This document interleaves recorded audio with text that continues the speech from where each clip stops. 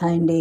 మనం cauliflower curry వండేటప్పుడు దేనికి వాడుకున్నా సరే కాలీఫ్లవర్ తెచ్చుకున్నప్పుడు ఇలాగ కట్ చేసుకున్న తర్వాత వేడి నీళ్ళలో వేసుకొని కడుక్కోవాలి. లేదంటే గ్రీన్ పురుగులు ఉంటాయండి, చిన్న చిన్న పురుగులు ఉంటాయి. కడగపోతే ఇలా వేడి నీళ్ళలో వేసుకొని కడగపోతే పురుగులు, గ్రీన్ పురుగులు మనకు కనిపించవు. ఇలా వేసుకొని కడుక్కుంటే పురుగులు తేలిపోతాయి అన్నమాట, కనిపిస్తాయి అన్నమాట.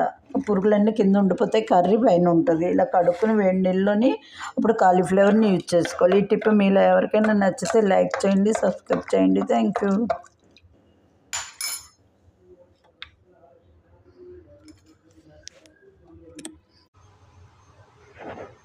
ఇదిగోండి, ఇలా కాలీఫ్లవర్లో గ్రీన్ పురుగులు ఉంటాయన్నమాట. అందుకని కాలీఫ్లవర్ ఎప్పుడు తెచ్చుకున్నా సరే మనం కడుక్కొని యూజ్ చేసుకోవాలి. ఇదిగో చూడండి,